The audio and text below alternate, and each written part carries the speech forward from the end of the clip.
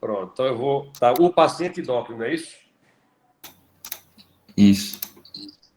Pronto, eu vou dar aula aqui pelo celular mesmo, eu tenho essa aula aqui por sorte. Eu vou estar só no modo de apresentação. Vou tentar entrar aqui também. Pelo meu computador, outro computador aqui, mas o outro computador... Espera aí.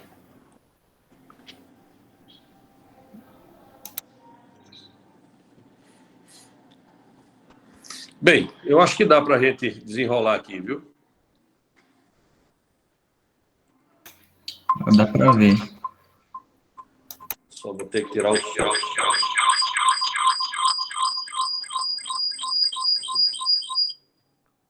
Estão me escutando ainda, né? Sim, sim. Pronto. Compartilhar, abrir em, é isso que eu quero. Pronto, tela cheia. Pronto. O que a gente vai tentar hoje é começar a falar para... Bem, em primeiro lugar, boa noite. Vocês desculpa aí toda essa questão de tecnologia. Às vezes, quando dá bronca, dá, né?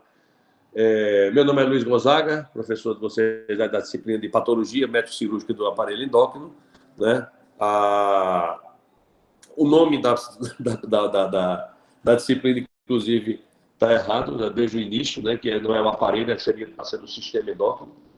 Mas o nosso objetivo vai ser transmitir para vocês um pouco do conhecimento relacionado às patologias dos pacientes com doença de caráter glandular hormonal e metabólico, né? Que a especialidade seria a endocrinologia e metabologia.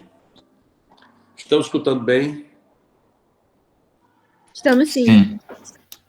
Ótimo. O que eu quero também é que vocês vão no chat e coloquem o nome de todo mundo que está participando. Cada um entra no chat e bota seu nome presente, tá certo? Para servir como... Eu depois vou printar e vai servir como presença da aula.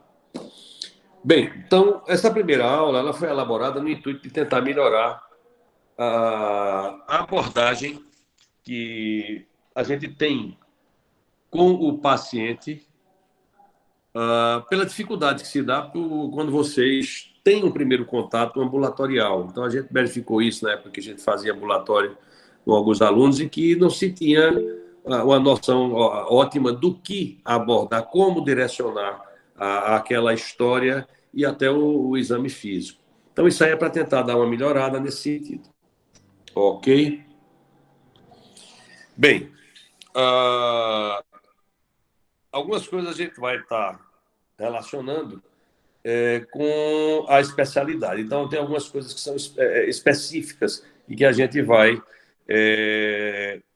levar a direcionar a informação que você quer do paciente baseada em determinadas situações, em determinados fatores. Então, fatores especiais do paciente endócrino. Primeiro, você tem que observar mudanças na função corporal. Às vezes o paciente já chega dizendo, eu era assim e fiquei diferente. Meu cabelo demorando mais a crescer.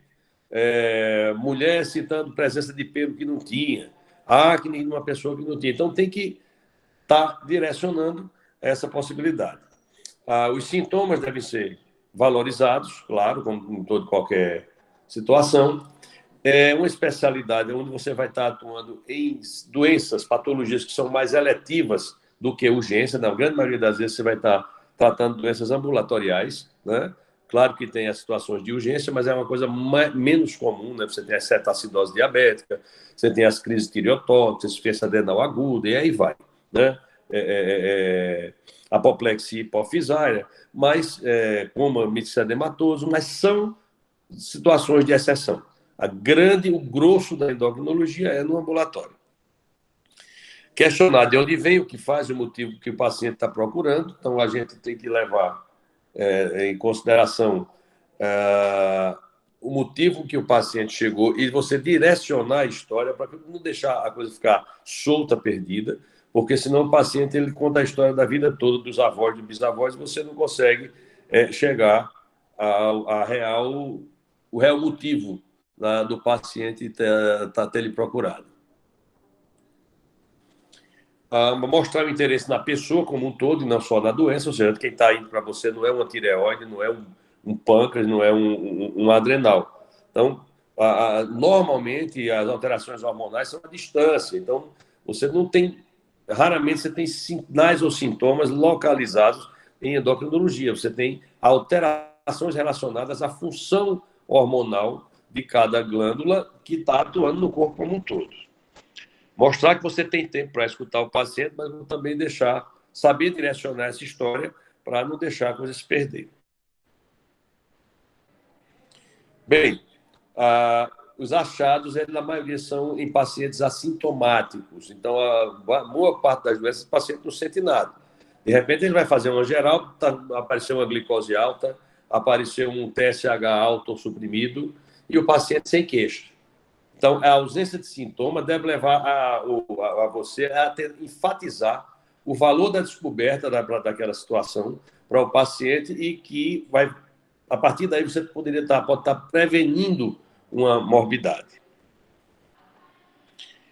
As normalidades, elas são quantitativas, mas de maneira mais importante do que do ponto de vista qualitativo. Então, porque na maioria da sintomatologia de boa parte das doenças endócrinas são sintomatologias não específicas, né? Inespecíficas. Uma paciente com hipotireoidismo tem 1000 sintomas. O que você tem que estar valorizando também é a intensidade do sintoma, porque isso aí vai estar mais ou menos direcionando para estabelecer se a doença está em um nível mais ou menos grave. O excesso e a deficiência de hormônios são determinantes de estatura, de peso, compleição, distribuição de pelos, temperatura e comportamento. Então, você vê que mexe no corpo como um todo. As glândulas, elas têm uma função de reserva basal, ela tem uma produção basal para o que é necessário no dia a dia, sem ser fora de situações de estresse. Mas tem uma capacidade também estimulável, ou seja, no caso de infecção, de uma cirurgia, de um traumatismo, alguma situação de estresse físico, você vai exigir mais do seu organismo e os hormônios, eles cobram isso, porque eles se elevam e eles têm picos, como, por exemplo, no cortisol, no caso de infecções ou traumatismos. Tá? Então, o grande problema com relação às doenças endócrinas é que, por vezes, a glândula que está doente, ela começa primeiro a perder essa capacidade de ter essa produção num momento de necessidade aguda, né? Mas consegue manter o basal. Então, se você não tiver nenhuma interferência durante a doença que a gente chama de subclínica, você pode viver muito bem, obrigado, até o dia que você precise. Estão todos me escutando? Sim. Sim, professor. Vamos lá, continuem. Vamos lá. Então, fatores especiais do paciente endócrino ainda. Sobreposição de outras doenças. Então, isso faz com que, às vezes, se tenha dificuldade no diagnóstico. Tá? Então, você tem que prestar atenção na forma do corpo dos pacientes, os contornos corporais, a distribuição de gordura, a configuração da face, a distribuição do peso, quando a pessoa tem um peso que é mais androide, ou se é mais ginoide ou ginecoide, como alguns chamam, né? Uma gordura mais central ou uma gordura mais periférica, a coloração da pele e cabelos, isso também pode estar influenciando de alguma forma, a capacidade de força muscular e mudanças de humor, como a depressão, pode estar presente nos pacientes, tanto com hipotireoidismo, como hipertireoidismo, como uma síndrome de Cushing, pode dar alteração comportamental. E o tipo da obesidade e a distribuição, como a gente já falou, dos pelos. Essa sobreposição de doenças, aqui como exemplo, está citado a obesidade e o hipercortisolismo, ou seja, você tem uma síndrome de Cushing que também culmina com a obesidade.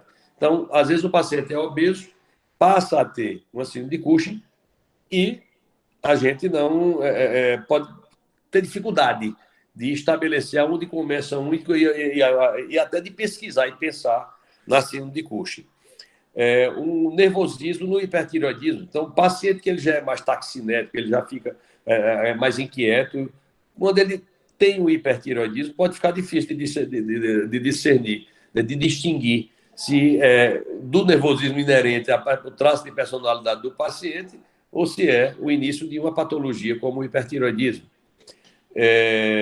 Hiperandrogenismo também. Então, tem que se ver que, por vezes, pessoas de famílias que têm excesso de pelo, né, podem ser confundidas como um hirsutismo, e que, na verdade, a gente, quando a causa é familiar, a gente chama de hipertricose, até porque o excesso de pelo geralmente não é em áreas especificamente androgênicas, quando elas surgem. Vocês podem se manifestar ou perguntar a qualquer momento, viu, pessoal?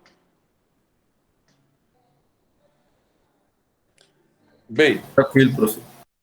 A evolução das doenças endócrinas é muito mais comumente insidiosa, ou seja, de aparecimento lento, progressivo, e isso leva a atraso do diagnóstico, como, por exemplo, aí do hipotiroidismo e da acromegalia. A acromegalia, por exemplo, em média, o diagnóstico se dá entre 8 e 10 anos, quando o paciente já tem 8 e 10 anos de doença. Né? A acromegalia, vocês devem, pelo menos, conhecer de nome, né? Que é quando você tem tumor produtor de GH em adultos. Bem, efeitos à distância em relação aos efeitos locais, diferentemente de um abscesso, do infarto, ou seja, como eu falei agora há pouco também, o efeito hormonal ele é sistêmico, né? Então, raramente você tem uma sintomatologia localizada pontual. Aí o exemplo de um abscesso que dói naquele local, um infarto que dá dor no peito, né? Então, temos como aí exceção as tiroidites, que pode ter dor no local da tireoide, na palpação e até na deglutição, a odinofagia, né? E nos macroadenomas, perda de visão periférica, principalmente hemianopsia temporal, por compressão de um tumor hipofisário comprimindo o quiasma óptico, isso dando alteração dessa cegueira periférica lateral. O excesso ou a falta de hormônios atuam sobre vários sistemas, então isso pode gerar uma síndrome que pode ser, às vezes, enigmática, se você não estiver bem direcionado a pensar nas possibilidades. A importância dessas síndromes ela não só pela sua incidência, mas pela curabilidade. A maioria de muitas doenças endócrinas são raras. A síndrome de Cushing, a acromegalia é considerada 2 por milhão, 2 casos novos por milhão ao ano na população. Né? Tem uma incidência maior, mas a prevalência é de 2 casos. Né? Feocromocitoma são doenças raras, agora todas curáveis. Você pode tratar. E é importante que você frise isso para o paciente. Fatores únicos das desordens reprodutivas relacionadas, claro, ao sistema endócrino. A gente tem a situação da puberdade, que é um momento totalmente específico, né? Especial para um paciente, e que ali você pode ter alterações também, doenças específicas para aquele dado momento. A função sexual do adulto, e no caso mais específico das mulheres, a menopausa, onde você tem uma condição fisiológica, mas que incomoda e tem suas peculiaridades e prejuízos, e por isso deve e pode e deve ser tratada quando estiver indicado para isso. Bem, algumas situações estabelecem uma linha de tempo para o acesso dos sintomas, ou seja, tem determinados sintomas que podem significar coisas totalmente diferentes, dependendo da faixa etária do paciente. Como, por exemplo, um sangramento genital pode ter diferente significado de acordo com a idade. Por exemplo, um sangramento genital numa criança menina recém-nascida é um pequeno sangramento normal, fisiológico, por conta da queda dos hormônios sexuais que estavam ainda vindo da mãe, e após ela nascer, esses níveis caem. E com isso, o endométrio da criança pode sangrar. Um sangramento na puberdade e na vida adulta, é óbvio que é um sangramento natural. Você espera a menstruação quando esse sangramento é cíclico. Mas já numa mulher pós-menopausada, sangramento tem que pensar em tumor, né? Tumor uterino, de colo uterino, ou de endométrio, o que for. A aparência física relacionada à autoimagem, né? Por exemplo, o hirsutismo incomoda muitas mulheres, e isso varia muito. Tem um ex-professor meu que dizia, pelo em mulher, ele chega de... como é que ele dizia? Assim, chega de carro de boi, Mas, desculpe, chega de avião a jato, mas vai embora de carro de boi. Ou seja, ele chega muito rápido, incomoda muito rápido, mas para tratar e sair leva muito tempo. Mas tem mulheres que não ligam. Tem mulher que chega por outro motivo para o seu consultório. Você é que pergunta se isso não incomoda, não. Mas tem outras que tem um pelo, um pelinho ou dois no queixo, e para ela é o fim do mundo, né? Então, verificar sempre o estilo da obesidade, se o paciente está perdendo peso sem motivo, sem causa aparente, a capacidade sexual do paciente, se ele tem ou não disfunção erétil, quando é no caso masculino. E verificar também que a gente tem o casal, quando você está falando de infertilidade, você tem que considerar os dois, o casal, né? O marido, o homem e a mulher, né?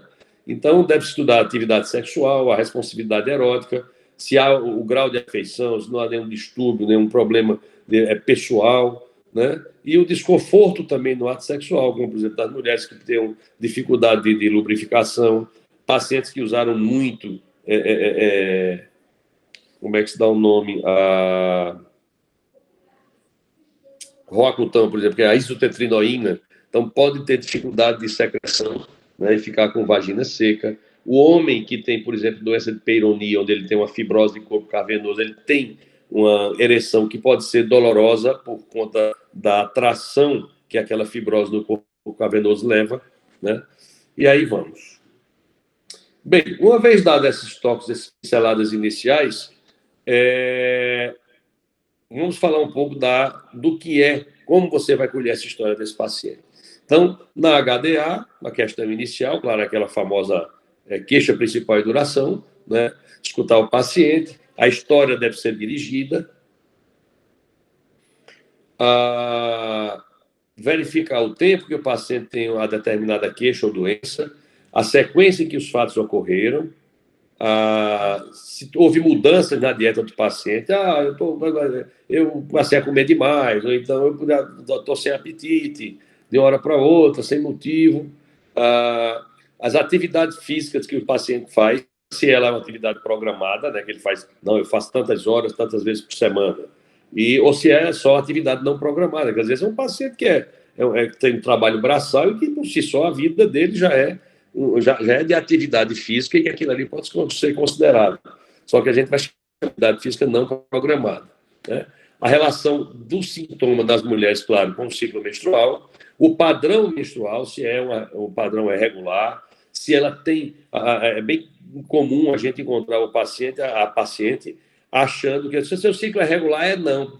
Vem na data certa, vem não. Quando a gente vai ver, é um ciclo de 25 dias, e ela acha, não, tem que vir todo dia 3, todo mês, dia 3. E não é. O ciclo ele é regular quando a distância entre o primeiro dia da menstruação de um mês e no próximo ciclo, é sempre a mesma. Pode ser 25, pode ser 30, pode ser 32, 35, desde que seja sempre regular. As mudanças no peso e na estatura, as alterações do humor e no padrão do sono do paciente. E se ele faz isso aí, é extremamente importante, qualquer paciente de qualquer especialidade, o uso de que medicações ele vem fazendo. Até porque várias medicações podem interferir do ponto de vista endócrino, né? Por exemplo, a prolactina se eleva com o uso de uma gama de medicações, como, por exemplo, aí, vários antipsicóticos, antidepressivos, cimetidina, fluoxetina, Plasil, a metoclopramida. Então, uma gama de medicações que vocês vão ver quando a gente for dar aula de prolactinemia. Ou, por exemplo, está usando corticoide, que mexe com tudo, e aí vai.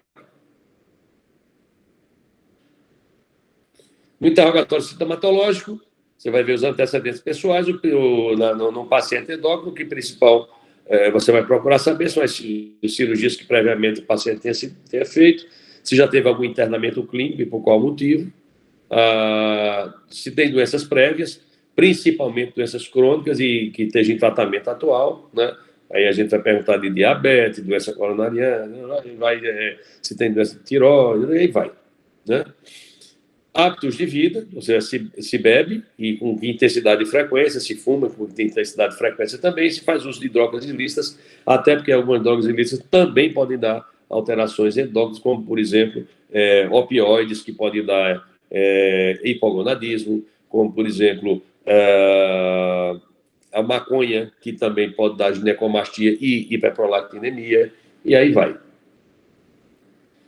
Nos antecedentes familiares, pesquisar parentes de primeiro grau quanto a doenças endócrinas e metabólicas, principalmente doença tiroidiana, diabetes, doença coronariana, já teve acidente vascular cerebral, história em mulheres de osteoporose ou de câncer de mama, né? Então, num contexto geral, a gente vai procurar em parentes de primeiro grau, que a gente geralmente considera dos avós para cá, né? Senão eles ficam falando até do primo terceiro. Doenças genéticas previamente conhecidas também na família, até para poder estar falando a favor de algumas patologias que podem ter caráter genético. No exame físico, a história da doença atual, a gente sabe que na semiologia como um todo considera 80% do diagnóstico, mas isso é menos importante, não é que não é importante. Ele é menos gritante, digamos assim, a história no paciente endócrino, porque o laboratório realmente é essencial não só para diagnóstico, como para seguimento e tratamento correto dos pacientes. Mas isso não é desmerecendo a história. A história é crucial, claro. Particular, atenção para a primeira impressão. Quando você vê um paciente, esse cara tem cara de CUD, que tem Cushing, ou esse cara tem um face mixedematoso, leve em consideração e pesquise, tá? Síndrome de Cushing, doença de Addis, o hipertireoidismo, que é aquele cara taxinético, que ele tem uma magreza estranha, sudorético, um coração batendo forte, disparado. A acromegalia, que tem o faces acromegálico, aquela fronte olímpica, o nariz alargado, o aumento, um prognatismo, com um aumento dos espaços interdentários, você dá um faces acromegálico. A síndrome de ovário policístico, que é comum mais comum ter um certo grau de obesidade, uma distribuição de uma obesidade mais central, a presença de acne e surtismo. Então, isso pode chamar a atenção para a síndrome de ovário policístico, os hipogonadismos e a síndrome de Turner, que é clássico, né? A gente vai falar isso nas aulas de retardo puberal e lá na frente da endocrinopediatria. Então, devem ser considerados, no primeiro momento, quando você tem um novo paciente, alguma coisa que chama a atenção. No exame físico, ainda, a relação peso e estatura, ver o grau de muscularidade, o grau de surtismo, isso aí tem uma tabela o score de Ferriman-Gallway, né, que ele estabeleceu pontos, áreas que são de aparecimento de pelo em mulheres que são androgênicas, né? E aí ele deu pontos de 1 a 4, e depois você faz uma soma acima de, depende, isso varia de acordo também com a etnia, mas geralmente acima de 7, a soma você pode considerar como surtismo, e conforme vai dando mais pontos, você vai chamando de leve, moderado ou intenso. A doença cardíaca, se o paciente tem doença cardíaca, escutar o coração, claro. Se tem doença hepática, procurar palpar o abdômen, ver grau de desnutrição, o condicionamento físico e pedir a pressão arterial de pé e sentado. No exame físico, ele também pode ser influenciado pela história, caso você tenha uma história que lhe direciona a pensar em determinado diagnóstico, né? Então, você vai procurar no exame alguma coisa assim. Por exemplo, tem perda de peso com um bom apetite, comendo bem até muito. Então, pensar ou no quadro de desabsorção, né, de malabsorção, ou no quadro de hipermetabolismo, que no caso aí seria um hipertireoidismo. No surtismo, a gente tem que considerar a etnia, tem, claro, raças que têm mais pelo e outras que têm menos pelo, a qualidade do pelo, se é o pelo que a gente chama pelo viloso ou pelo velos, ou é um pelo terminal, o pelo viloso ou velo é um pelo infantil, não hormonado, aquele pelinho claro, que é liso, não é curvo, não é grosso, né? E o pelo terminal é aquele pelo de barba ou o pelo pubiano ou axilar, onde você é um pelo chamado pelo terminal, já bem hormonado, digamos assim. Se tem recessão temporal, ou seja, calvície em área temporal, que é a chamada alopécia androgênica, né? De caráter mais masculino por conta da ação hormonal. Se tem pelo supraumbilical, é uma área também androgênica. pelo nas costas, é raro sem ter hiperandrogenismo em mulheres, a presença de acne, a acantose nigricans, né, que fala de resistência à insulina, fala a favor da possibilidade de um pré-diabetes ou um diabetes, e resistência à insulina mais comumente em ovário policístico, né, que é isso que eu estou falando da acantose nigricans, a clitoromegalia, que isso é sinal de virilização, geralmente a quantidade grande de andrógeno circulante, e comparar com outras mulheres da família, que às vezes pode ser algo de caráter familiar. Alguma dúvida, pessoal? Uma pausa para eu tomar um gole d'água. Acho que pode ir, professor. Vamos embora. Bem, acesso direto às glândulas endócrinas. Então, isso é importante, porque a gente tem um exame físico inteiro para fazer, mas a gente não tem acesso às glândulas endócrinas na maioria das vezes.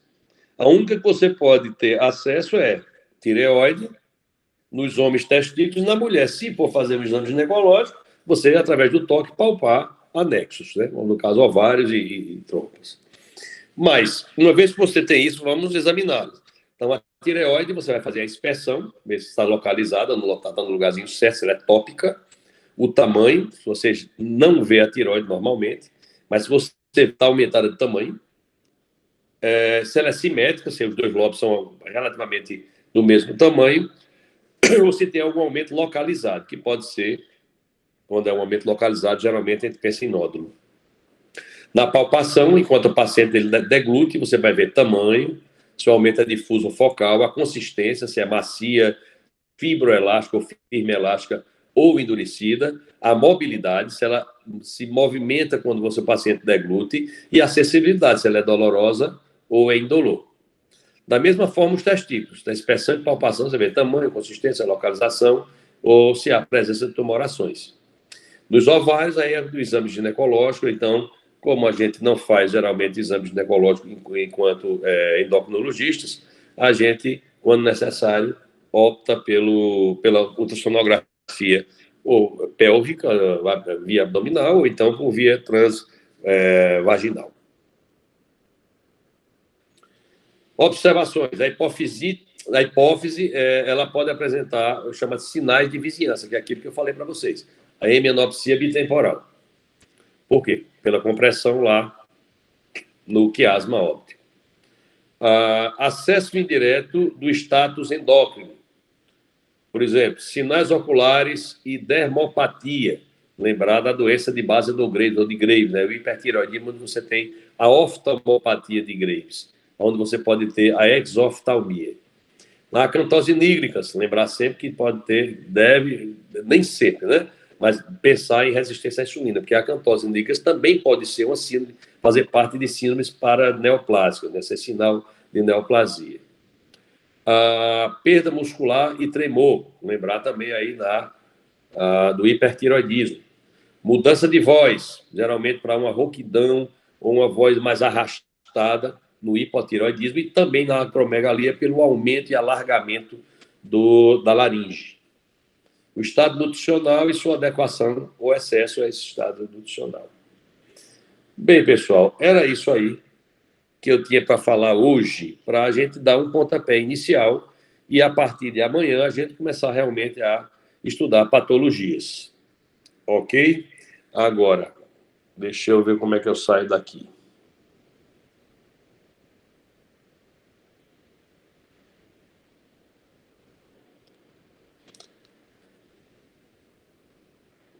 Bem, estão me vendo agora de volta?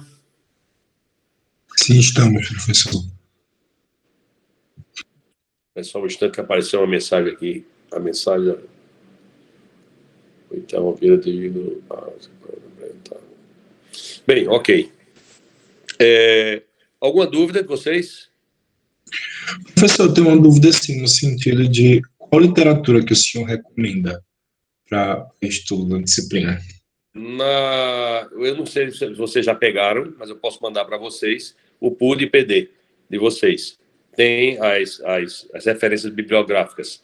Mas a gente usa principalmente, eu particularmente, os 2 livros, 3, que agora um mais recente, para fazer um compilado para fazer a aula de vocês, que é a Endocrinologia Clínica de Lúcio Vilar. A gente usa também a Endocrinologia Básica e Clínica do Grinspan, isso aí é em português, mas o livro tem em português e em inglês. Eu não sei se o em português está muito atualizado, mas é o Grinspan. E tem também o que a gente tem usado, que é Protocolos Clínicos em Endocrinologia e Diabetes, de Francisco Bandeira.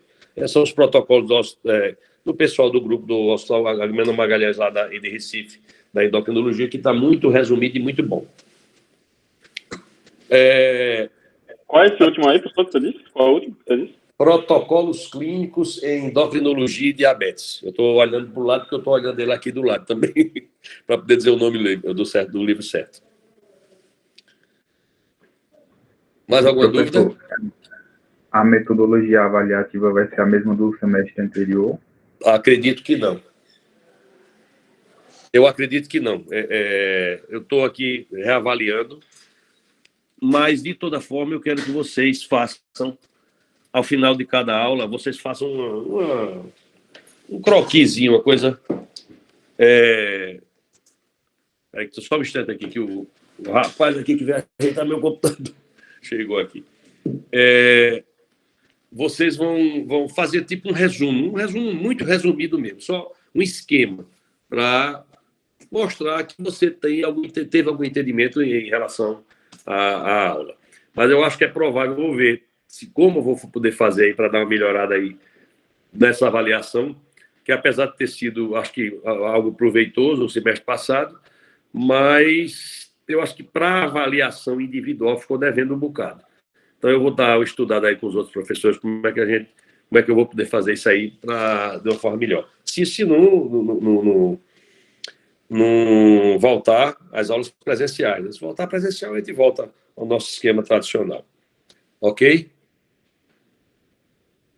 Professor, esse resumo breve que o senhor falou é digitado, manuscrito? Um esquema, como um algoritmo.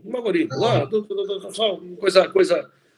eu depois eu vou mandar para vocês os slides das aulas, não se preocupe não, que aí vocês vão ter uma noçãozinha do que vocês... Façam um super resumo mesmo, tá? Outra coisa, nas aulas práticas nossas, como não podem ser presenciais, e também, mesmo que fossem, nós não teríamos, porque só tenho eu para fazer ambulatório, então não tem como a gente conseguir distribuir a quantidade que eu vi, parece que tem 45 pessoas aí no grupo. A turma é maior, de vocês? Geralmente é até 40, né? É maior. Pronto, então a gente vai... Eu estava falando uma coisa, misturei aqui agora. Fugiu, cortei o raciocínio. Em relação à prova, a gente vai ver como a gente vai fazer. Um ambulatório. Infelizmente não vai ter. Então, o que a gente vai fazer é a discussão do caso clínico, que às vezes vai ser no horário da aula prática, certo? Na sexta-feira. Isso, teoricamente, pelo SIGA, está de 7 às 9, mas como vai ser via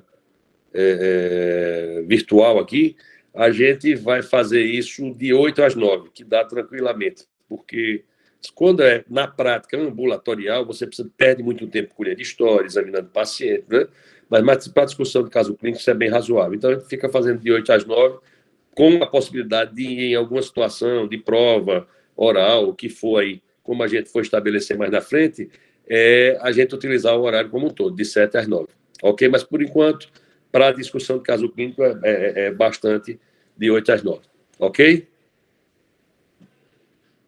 Tranquilo. Alguma dúvida Professor, mais, só pessoal? para entender, essa discussão de casos que o senhor falou é quinta-feira? Na sexta, pela manhã. Porque na sexta...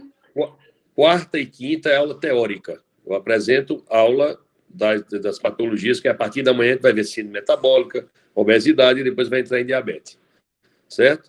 Sim. Mas até lá, pronto. Depois disso, aí a gente vai, na sexta-feira, a gente faz discussão do caso clínico sobre as patologias que a gente vem estudando durante aquele dado momento. Eu levo os casos, Se alguém quiser levar também algum caso, aí também a gente pode discutir, prepara direitinho e faz a apresentação via slide aí no modo de apresentação da plataforma. Ok?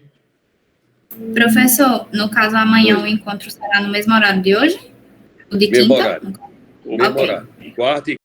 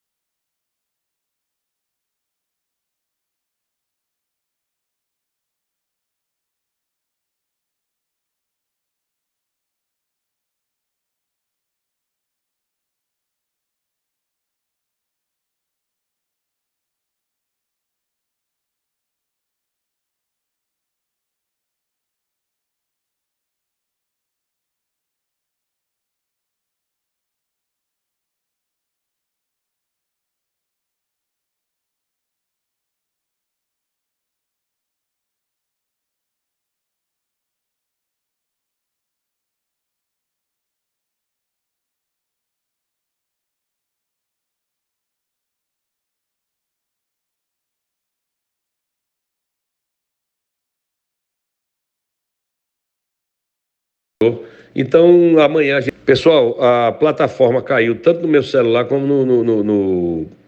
no computador. Então, amanhã a gente tira outras dúvidas que vocês venham a ter, tá certo?